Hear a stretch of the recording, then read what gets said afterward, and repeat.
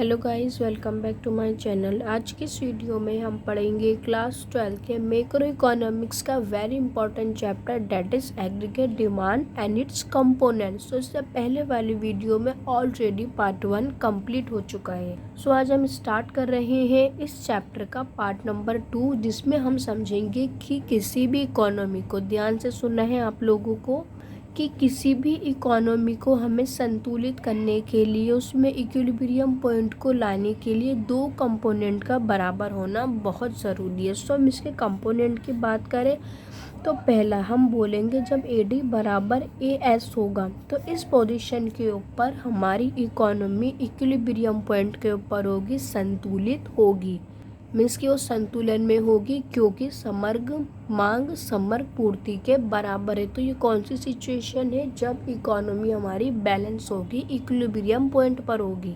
अगर हम दूसरे कंपोनेंट की बात करें यहाँ पर, सो दूसरे कंपोनेंट में क्या होगा? जब S बराबर होगा I के, मीन्स कि जब सेविंग बचत बराबर होगी निवेश के। तो इन दो सिचुएशन के अंदर आप लोग कहोगे कि इकोनॉमी हमारी बैलेंस है या हमारी अर्थव्यवस्था अपने संतुलन चरम पर है। सो ये दो कंपोनेंट आप लोगों को बहुत अच्छे से याद रखने हैं कि इकोनॉमी बैलेंस कब होगी। पहला जब AD बराबर होगा AS के, मीन्स कि जब समग्र मांग समग्र पूर्ति के बराबर होगी, और दूसरा जब S बराबर होगा I के, मीन्स कि जब निवेश किसके बराबर होगा? जब बचत निवेश के बराबर होगी। तो जो दो ऐसे कंपोनेंट में जिसमें हमारी इकोनॉमी संतुलित अवस्था में होगी, इक्विलिब्रियम पॉइंट पर होगी। सो अगर यहाँ मैं बात करूँ फॉर्मूले की, तो जिस तरह AD बराबर होता है C प्लस I के, और जिस तरह AS बराबर होता है C प्लस S के, तो बेसिकली यहाँ होता क्या है कि C से C यहाँ से कैंसिल हो गया। अब बचा क्या है यहाँ पर? S और I। तो S बराबर I आपस में क्या होंगे? इक्वल होंगे। तो इसी तरह AS भी बराबर होगा AD के। अगर LHS RHS के इक्वल है तो ऑब्वियसली LHS और LHS वाली साइड भी आपस में इक्वल होंगे। तो इस बेस के ऊपर यहाँ पे निकला है कि AD बराबर होगा AS के और S बराबर होगा I के। सो अगर मैं यहाँ इसके डायग्राम की बात करूँ, क्योंकि एग्ज़ाम में ये टोटल 3 मार्क्स तक पूछता है, जिसमें आप लोगों को इसका फॉर्मूला लिखना होता है, प्लस इसका डायग्राम मेंशन करना होता है, और तीसरा इसको तालिका फॉर्म में रिप्रेजेंट करना होता है। सो सबसे पहले मैंने यहाँ पे लिया है Y एक्सिस और दूसरा मैंने यहाँ पर लिया है X एक्सिस। AS किसके बराबर होता है? AS बराबर होता है Y के, मीन्स की जो समग्र पूर्ति होती है वो मांग के, वो इनकम के, वो आय के बराबर होती है। तो सबसे पहले मैंने यहाँ पर एक लाइन ड्रॉ कर ली। इस लाइन को मैंने नाम दे दिया कि ये लाइन है AS, क्योंकि हमारे कंपोनेंट में है, क्योंकि अभी हम वहाँ पे वो स्टडी कर रहे हैं कब यहाँ पर AS बराबर होगा AD के। अब मुझे पता है कि AS का फॉर्मूला होता है C प्लस S, जिसके अंदर AS बराबर रहता है इनकम के, मीन्स कि इसे मैंने ज़ीरो से शुरू करा है। क्यों ज़ीरो से शुरू क्यों करा है? क्योंकि अगर इनकम ज़ीरो है तो तब भी कंजप्शन का स्तर रहता है, कंजप्शन का लेवल तब भी रहेगा, भले ही आप लोगों की आय ज़ीरो ही क्यों ना हो। सो इसलिए मैंने यहाँ पर AS ज़ीरो से लिया है। मुझे पता है कि AS is equals to Y होता है और Y ज़ीरो हो सकती है, इनकम हमारी शून्य हो सकती है। उसके बाद मैंने यहाँ से लाइन ली है AD। अब मुझे AD का फॉर्मूला पता है क्या होता है? AD is equals to C plus I। अब मुझे पता है कि C कभी भी ज़ीरो नहीं होगा। ध्यान से सुनना है आप लोगों को कि कंजप्शन कभी भी ज़ीरो नहीं होगा, भले ही आप लोगों की आय ज़ीरो ही क्यों ना हो। देन कभी भी आप लोगों का कंजप्शन का जो स्तर है, जो आप लोगों का उपभोग का स्तर है, वो कभी भी ज़ीरो नहीं होगा, भले ही आप लोगों की वाय ज़ीरो ही क्यों ना हो। सो इस रीज़न के चलते मैंने यहाँ पर AS जो Y के बराबर, तो उसे मैंने ज़ीरो से शुरू करा है, और जबकि मैंने AD को ज़ीरो से शुरू नहीं करा है, मैंने यहाँ पर थोड़ा बहुत स्पेस छोड़ा है, क्योंकि मुझे पता है कि कंजप्शन कभी भी ज़ीरो के बराबर नहीं होता। तो यहाँ मैंने लिख लिया ये AS लाइन है, और यहाँ मैंने लिख लिया कि ये AD है। AD किसके बराबर होती है? C प्लस I के। सो जहाँ पर ये दोनों एक दूसरे को कट कर रहे हैं, वहाँ मैंने एक स्ट्रेट लाइन डाल ली। तो हमेशा याद रखना है जहाँ पर AD और AS आपस में एक दूसरे के बराबर होंगे, मीन्स कि एक दूसरे को कट करेंगे, उस पॉइंट को हम बोलेंगे पॉइंट ऑफ इक्विलिब्रियम पॉइंट।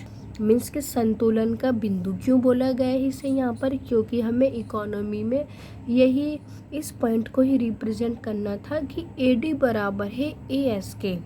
तो यहाँ पर मैंने रिप्रेजेंट कर दिया है कि AD बराबर है AS के। तो आप लोगों को याद रखना है, ये एग्ज़ाम में टोटल 3 मार्क्स तक के कवर अप करेगा, जिसमें सबसे पहले आप लोग इसमें डायग्राम बना के दिखाओगे और दूसरा आप इस डायग्राम को थोड़ा थ्योरिकल एक्सप्लेन कर दोगे और दूसरा आप इसके अंदर तालिका भी बना के दिखाओगे। जैसे सो बेसिकली ये डायग्राम है संतुलन का कि AD यहाँ पर एग्जिट बराबर है AS के।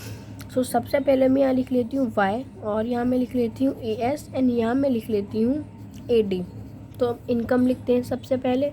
सो बेसिकली मैंने इनकम ले लिया कि इनकम पहली मेरी थी 0, फिर 100 हो गई, देन फिर 200 एंड देन लास्ट में आके 3 एंड 400। सो मुझे ये फॉर्मूला पता है कि AS बराबर होता है Y के। ये मैंने प्रीवियस वीडियो में भी आप लोगों को कवर अप करवाया था कि AS हमेशा Y के बराबर रहता है, समग्र पूर्ति हमेशा इनकम के बराबर ही रहती है। तो जितना मैंने Y लिया है उतना ही मैं AS लूँगी। सो इसको यहाँ मैं एज्यूम कर लेती हूँ कि ये 80 है Y, जो मेरी इनकम थी पहले 80 थी, फिर 100, फिर 200, फिर 300 एंड लास्ट में आकर के 400। तो AS भी उतना ही रहेगा जितना मैंने Y लिया है, क्योंकि हमें फॉर्मूले का पता है कि AS हमेशा Y के बराबर रहता है, समग्र पूर्ति हमेशा इनकम के बराबर रहती है। एंड देन इसके बाद मैंने यहाँ नेक्स्ट कॉलम ले लिया है AD, जिसकी मैंने वैल्यूज पुट कर ली 19, 100, 120, 300 एंड 320। सो बेसिकली हमारा यह फॉर्मूला क्या है कि मुझे शो करना है कि AS बराबर है AD के। तो सबसे पहले मैंने Y की वैल्यू जितनी ली उतनी मैंने AS की ली और AD में मुझे एक पॉइंट के ऊपर AC को बराबर रखना है, AS को मुझे बराबर रखना है AD के। सो मैंने यहाँ पर यही करा कि मैंने एक पॉइंट के ऊपर AS को AD के बराबर दिखा दिया। तो हैंस यहाँ पे प्रूफ होता है कि किस तरीके से इकोनॉमी में मुझे इक्विलिब्रियम लाने के लिए, संतुलन लाने के लिए AS को AD के बराबर शो करना होगा। सो आई होप आप लोगों को भी बहुत अच्छे से समझ में आया होगा कि AS AD के बराबर कब होता है, जब ना तो सप्लाई ज़्यादा होती है और ना डिमांड ज़्यादा होती है, ना सप्लाई कम होती है ना डिमांड कम होती है, एक्सिट सप्लाई डिमांड के बराबर होती है। आप ये नंबर अपने पास से भी ले सकते हो। बेसिकली इसके अंदर आप लोगों को कोई से भी नंबर ले लेने, बट एक पॉइंट पे आप लोगों को AS को AD के बराबर दिखा देना है। Y का रूल आप लोगों को पता ही है कि Y की वैल्यू आप जितनी रखोगे उतनी वैल्यू आप लोगों को AS की रखनी होगी, क्योंकि AS बराबर होता है Y के। सो अब हम पढ़ते हैं इसका नेक्स्ट वाला। सो इसके अंदर टोटल 3 सिचुएशन है। पहला जब AD बराबर होता है AS के, हम दूसरा पढ़ेंगे जब AD कम होता है AS से, और हम तीसरा पढ़ेंगे जब AD ज़्यादा होता है AS से। सो ये तीनों ही टर्म आप लोगों के लिए बहुत इम्पॉर्टेंट है, आप लोगों के एग्ज़ाम के पॉइंट ऑफ व्यू से। ये टॉपिक लगभग 3 मार्क्स आप लोगों के कवर अप कर रहा है। सो अगर हम इस केस की बात करें जब समग्र पूर्ति समग्र मांग से अधिक होती है, मीन्स कि अब यहाँ पे है क्या है कि समग्र पूर्ति यहाँ ज़्यादा है। क्या ज़्यादा है यहाँ पर? सप्लाई ज़्यादा है, पूर्ति ज़्यादा है। किससे ज़्यादा है? मांग से ज़्यादा है, समग्र मांग से ज़्यादा है। सो इसने बोला है कि तब अर्थव्यवस्था में वस्तु और सेवाओं के प्रवाह में, मीन्स किसने बोला है, जो भी गुड्स एंड सर्विसेज का फ्लो होगा वो ज़्यादा होगा। वो किससे ज़्यादा होगा? डिमांड से ज़्यादा होगा। मीन्स कि अब यहाँ सप्लाई तो ज़्यादा है, वस्तुओं की भी सप्लाई ज़्यादा है, सेवा की भी सप्लाई ज़्यादा, लेकिन यहाँ पर लोग जो हैं वो डिमांड नहीं कर रहे हैं। वस्तु और सेवाओं की सप्लाई ज़्यादा है लेकिन डिमांड में यहाँ कम प्रवृत्ति पाई जा रही है। लोग डिमांड नहीं कर रहे, तो ऐसी स्थिति में क्या करना होगा? यहाँ पर प्रोड्यूसर को जो सामान का प्रोडक्ट कर रहा है, उत्पादन कर रहा है, तो इसके फलस्वरूप कुछ वस्तुएं बिना बिके रह जाती हैं। यस ऑब्वियसली जब लोग डिमांड ही नहीं कर रहे हैं तो जो सप्लाई का जो स्टॉक रहता है वो ख़त्म नहीं हो पाएगा। सो बेसिकली यहाँ पर बिना बिका माल जो है रह जाएगा, क्योंकि लोग डिमांड कम कर रहे हैं। सो अब यहाँ प्रोड्यूसर को क्या करना होगा? अपने इकट्ठे माल को ख़त्म करने के लिए उसे अपने प्रोडक्शन में कमी करनी होगी। ये 2 बेस्ट लाइन है कि इसके अंदर क्या करना होगा, प्रोड्यूसर को अपने प्रोडक्शन में कमी करनी होगी। मीन्स कि उसे अपने माल को कम करने के लिए और प्रोडक्शन नहीं बनाना है। क्यों नहीं बनाना है? क्योंकि सप्लाई ज़्यादा है, उसके पास अभी भी स्टॉक है। इवन स्टॉक उसके पास बिना बिका रह गया तो वो और माल को क्यों बनाएगा जब उसका पहले वाला माल ही नहीं बिका। तो अब उसको अपने प्रोडक्शन में कमी करनी होगी और उसे ऐसा जब तक करना होगा जब तक एस जो है वो AD के बराबर नहीं हो जाता। सो आई होप आप लोगों को ये पॉइंट बहुत अच्छे से समझ में आया होगा कि समग्र पूर्ति जब समग्र मांग से ज़्यादा होती है तो प्रोड्यूसर को क्या करना चाहिए। सो अब हम इसकी दूसरी अवस्था को समझते हैं जिसमें बेसिकली AD ज़्यादा होगा, समग्र मांग ज़्यादा होगी। किससे ज़्यादा होगी? समग्र पूर्ति से। सो इस सिचुएशन के अंदर क्या होगा, जब AS ज़्यादा होगा AD से तो इसके अंदर वस्तु और सेवाओं का प्रवाह क्या होगा? ज़्यादा होगा। बेसिकली क्या होगा यहाँ पर कि लोग डिमांड ज़्यादा कर रहे हैं और प्रोड्यूसर इतना प्रोडक्शन नहीं कर पा रहा है जितना लोग डिमांड कर रहे हैं। तो बेसिकली होगा क्या कि उसकी स्टॉक की बिक्री हो जाएगी। जो उसके पास सामान का स्टॉक था वो पूरा समाप्त हो जाएगा क्योंकि डिमांड ज़्यादा है या प्रोड्यूसर और सामान का प्रोडक्शन करेगा। सो बेसिकली जो प्रोड्यूसर होगा, जो उत्पादक होगा, वो मांग की हानि उठाएगा। मीन्स कि उसका स्टॉक सामान का वो समाप्त हो जाएगा और उसको ऑब्वियसली और नया प्रोडक्शन बनाने के लिए टाइम चाहिए होगा क्योंकि अभी यहाँ पर डिमांड ज़्यादा है और सप्लाई कम है। लोग डिमांड ज़्यादा कर रहे हैं तो प्रोड्यूसर को अपने प्रोडक्शन को बढ़ाना होगा। इवन यहाँ पे इतनी डिमांड है कि उसका जो स्टॉक का भंडार था, जो सामान का वस्तुओं का स्टॉक था वो भी समाप्त हो चुका है। अब उसे फ्यूचर में सामान बनाने के लिए फिर से स्टॉक को इकट्ठा करना पड़ेगा और उसके लिए उसको समय लगेगा अधिक उत्पादन की योजना बनाने के लिए। सो ऐसा जब तक करना होगा जब तक ES AD के बराबर नहीं हो जाता। सो आई होप आप लोगों को बहुत अच्छे से समझ में आया होगा कि जब समग्र पूर्ति समग्र मांग से कम होती है तो ऐसे सिचुएशन के अंदर उत्पादक को क्या करना चाहिए ऐसे सिचुएशन के अंदर उत्पादक को उसको डिमांड को पूरा करने के लिए सप्लाई को बढ़ाना होगा। तो बेसिकली वो काफ़ी सारी योजनाएं बनाएगा जिससे वे अपने प्रोडक्शन को बढ़ा सके। सो ये आप लोगों के एग्ज़ाम में 3 पॉइंट कवर अप कर रहा है जिसमें सबसे पहले आप डायग्राम बनाओगे, उसके बाद उसकी अवस्था लिखोगे कि AS AD के बराबर होता है, फिर AS ज़्यादा होता है देन AD से, देन लास्ट में AS कम होता है AD से। उसके बाद आप इसे तालिका से रिप्रेजेंट करोगे यानी इसे थ्योरिकल लिख करके आप लोग इसे फिनिश कर दोगे। देन आप लोगों को 3 मार्क्स पूरे मिल जाएंगे, कंप्लीट मार्क्स। सो अब हम पढ़ते हैं यहाँ की नेक्स्ट अवस्था की। यहाँ जिस तरीके से हमने AD = AS पढ़ा कि इकोनॉमी को हमें बैलेंस करने के लिए AD को AS के बराबर दिखाना होता है। सो इसी तरह यहाँ पर हम इसको दिखाएंगे कि S बराबर है यहाँ पर I। तो बेसिकली SI अप्रोच हम पढ़ेंगे और AD = AS अप्रोच हमारी फिनिश हो चुकी है। तो SI अप्रोच भी मैं आप लोगों को तालिका के थ्रू प्लस डायग्राम के थ्रू और थियोरिकली थ्रूस में मैं आप लोगों को समझाऊंगी। सो सबसे पहले हम यहाँ बात करते हैं कि S = I अप्रोच डायग्रामेटिकली किस तरीके से रिप्रेजेंट किया जाएगा आप लोगों को एग्जाम में।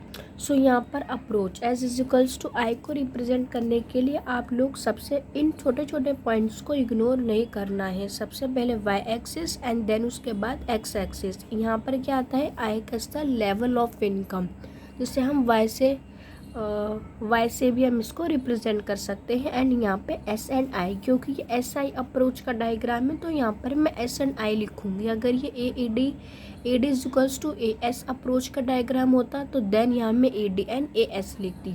सो ये छोटे छोटे पॉइंट आप लोगों को इग्नोर नहीं करने हैं। तो सबसे पहले मैंने यहाँ पर I का डायग्राम बनाया। सो I यहाँ पर क्या रहता है, स्थिर रहता है। मीन्स कि यहाँ पर मैंने ऐसे करके एक लाइन डाल दी और इस लाइन को मैंने नाम दे दिया I, क्योंकि I हमेशा स्थिर रहता है। जैसे अगर यहाँ पे मुझे I की वैल्यू रखनी है तो मैं I को एक ही वैल्यू से यहाँ पे रिप्रेजेंट करूँगी। मीन्स कि 20 20 एंड देन 20। अगर मैं 10 लूँगी तो मैं सभी में 10 10 लूँगी। तो आई को हम यहाँ पे स्थिर रखते हैं, तो यहाँ पर आई की लाइन आ गई जिसे मैंने आई नाम दे दिया। उसके बाद मैंने एस का डायग्राम बनाया, जिसका मुझे रूल पता है कि वो सबसे पहले नेगेटिव में रहता है, फिर ज़ीरो में जाता है एंड देन लास्ट में फिर वो जाता है पॉजिटिव में। सो जहाँ पर एस और आई एक दूसरे को कट कर रहे हैं, तो इस पॉइंट के ऊपर एस और आई एक दूसरे को कट कर रहे हैं, और इस कट करने का मतलब क्या है कि एस और आई दोनों ही एक दूसरे के बराबर हैं। तो इस पॉइंट को हम क्या कहेंगे, पॉइंट ऑफ इक्विलिब्रियम, मीन्स कि संतुलन का बिंदु। क्या बोलेंगे हम इस बिंदु को, संतुलन का बिंदु। और बेसिकली हमें इसमें रिप्रेजेंट भी यही करना था कि S is equals to I. So I hope आप लोगों को बहुत अच्छे से समझ में आया होगा कि हम किस तरीके से S इज इक्वल्स टू आई को शो करते हैं। अब हम इसके रूल्स को पढ़ते हैं कि पहला रूल इसका कि क्या होगा जब S ज़्यादा होगा आई से, मीन्स कि जब निवेश ज़्यादा होगा इन्वेस्टमेंट से, बचत से। यदि बचत निवेश से अधिक हो तो क्या होगा। अब यहाँ बचत ज़्यादा है और निवेश कम है। यहाँ क्या ज़्यादा है, सेविंग ज़्यादा है, और कम क्या है यहाँ पर, इन्वेस्टमेंट, निवेश। सो उसने बोला है कि यदि बचत निवेश से अधिक होती है तो ये बेस्ट लाइन होती है। आप जब भी अपना आंसर शुरू करोगे तो आप इसको शो करोगे कि ये लाइन बता रही है कि बचत निवेश से अधिक है। सो अब इसका मतलब क्या है कि लोग बचत ज़्यादा कर रहे हैं। अब आप लोग खुद सोचो, अगर मार्केट में सेविंग ज़्यादा हो रही है, बचत ज़्यादा हो रही है, तो क्या इन्वेस्टमेंट उतना अच्छे से हो पाएगी। एंड आंसर इज़ नो, क्योंकि लोग बचत ज़्यादा कर रहे हैं, लोग सेविंग ज़्यादा कर रहे हैं, लोग बचत ज़्यादा रहे तो ऑब्वियसली इन्वेस्टमेंट भी कम रहेगा, निवेश भी कम रहेगा। तो बेसिकली लोग सामान कम खरीदेंगे, लोग उतना खर्च नहीं करेंगे जितना वो बचाएंगे। तो बेसिकली यहाँ होगा क्या कि बिना बिका माल यहाँ पर अगेन रह जाएगा, और उत्पादकों को अपना बचा हुआ स्टॉक को समाप्त करने के लिए टाइम चाहिए होगा। सो बेसिकली उत्पादक के पास क्या होगा कि उसका जो भरपूर माल था, स्टॉक का जो उसका माल था वो जमा होता जाएगा, क्योंकि लोग खर्च नहीं कर रहे हैं। बचत का मतलब क्या है, लोग बचा रहे हैं, लोग खर्च नहीं कर रहे हैं। तो प्रोड्यूसर को क्या करना होगा यहाँ पर, अपने स्टॉक के माल को बेचने के लिए, मीन्स उसका यहाँ पर स्टॉक जमा होता जाएगा, और उसको समाप्त करने के लिए एक उत्पादन योजना बनानी होगी। मीन्स उसे अपने प्रोडक्शन में कमी करनी होगी, ताकि उसका जो पहले बिना बिका माल है वो पूरे तरीके से समाप्त हो जाए। और ऐसा उसे जब तक करना होगा जब तक S इज इक्वल्स टू आई नहीं हो जाता। तो ये दो बेस्ट लाइन है इसके अंदर के, पहला प्रोड्यूसर को प्रोडक्शन में कमी करनी होगी, और ऐसा जब तक करना होगा जब तक S आई के बराबर नहीं हो जाता। दूसरा, उसे अपने आवंछित स्टॉक को समाप्त करना होगा, अगेन ऐसा जब तक करना होगा जब तक S इज इक्वल्स टू आई नहीं हो जाता। सो आई होप आप लोगों को ये केस भी बहुत अच्छे से समझ में आया हो। जब S ग्रेटर देन होता है आई से, मीन्स कि जब मार्केट में बचत ज़्यादा होती है और इन्वेस्टमेंट कम होता है। एंड द नेक्स्ट वाला इसके अपोजिट है। अब ऐसे केस में क्या होगा, यदि बचत निवेश से कम होगी, मीन्स कि अब यहाँ पे क्या बोला है कि सेविंग कम होगी और इन्वेस्टमेंट ज़्यादा। तो ऑब्वियसली अब लोग सेव कम कर रहे हैं, तो इसका मतलब वो कि लोग खर्चा ज़्यादा करेंगे और बचाएंगे कम। सो सबसे पहले बेस्ट लाइन जो आप लोगों को लिखनी है, वो आप लोग इस लाइन का मतलब बताओगे कि इसका मतलब है कि बचत निवेश से कम होता है। इस लाइन का मतलब लिखोगे आप सबसे पहले। सो बेसिकली कौन सी अवस्था है, जब डिमांड ज़्यादा होती है सप्लाई से, मीन्स कि लोग डिमांड खूब कर रहे हैं बट सप्लाई इतनी नहीं हो पा रही। जो प्रोड्यूसर अपना प्रोडक्शन बना रहा है उसका जो स्टॉक था वो भी समाप्त हो जाएगा, और उससे और भी ज़्यादा माल को इकट्ठा करने के लिए एक उत्पादन योजना बनानी होगी, ताकि दोबारा से इसका माल जमा हो जाए और वो बेच भी सके। क्योंकि लोग अब सेविंग नहीं कर रहे हैं, लोग खर्च कर रहे हैं, लोग इन्वेस्टमेंट कर रहे हैं, लोग इन्वेस्टमेंट ज़्यादा कर रहे हैं, डिमांड ज़्यादा कर रहा है। सो ऐसी स्थिति में प्रोड्यूसर को क्या करना होगा, बेसिकली उसको और भी समान योजना बनानी होगी, अपने प्रोडक्शन में बढ़ोतरी करनी होगी, और वो ऐसा जब तक करेगा जब तक S इज इक्वल्स टू आई नहीं हो जाता। सो बेसिकली यहाँ होगा क्या कि जो प्रोड्यूसर है वो मांग की हानि उठाएगा। क्यों उठाएगा, क्योंकि उसके पास जो स्टॉक है माल का वो समाप्त हो चुका है। अब उसे दोबारा से योजना बनानी पड़ेगी, उसे दोबारा से प्रोडक्शन बनाने पड़ेंगे, क्योंकि डिमांड ज़्यादा है। लोग सेव नहीं कर रहे, लोग खर्चा कर रहे हैं। और जबकि ऊपर वाले केस में क्या था कि लोग खर्चा नहीं कर रहे, लोग बचा रहे। तो ऐसे केस के अंदर जो प्रोड्यूसर है वो अपने प्रोडक्शन को कम करेगा, क्योंकि उसका पहले वाला स्टॉक भी नहीं बिका है, क्योंकि लोग खर्च नहीं कर रहे हैं। बट नीचे वाले केस में क्या है कि यहाँ लोग खर्च कर रहे हैं, डिमांड ज़्यादा है बट सप्लाई उतनी नहीं है, तो प्रोड्यूसर को यहाँ पर सामान ज़्यादा से ज़्यादा बनाना होगा। सो आई होप आप लोगों को ये दोनों केस बहुत अच्छे से समझ में आए होंगे कि जब एज ग्रेटर देन होता है आई से, एंड जब एज ग्रेटर होता है आई, या जब ए डी ग्रेटर होता है ए एस से, और जब ए एस ग्रेटर देन होता है ए डी से। सो आई होप आप दोनों को ये आज के दोनों टॉपिक बहुत अच्छे से समझ में आए होंगे विद प्लस डायग्राम। सो आप लोगों को एग्ज़ाम में स्ट्रेटेजी अपनानी है। जब भी 3 मार्क्स के बोलेगा तो सबसे पहले आप लोग डायग्राम बनाओगे, डायग्राम के बाद आप लोग इसे तालिका में रिप्रेजेंट करोगे, और तालिका में रिप्रेजेंट के बाद आप लोग इसे थ्योरिकल भी रिप्रेजेंट करोगे। सो मिलते हैं नेक्स्ट वाली वीडियो में, जब तक के लिए गुड बाय।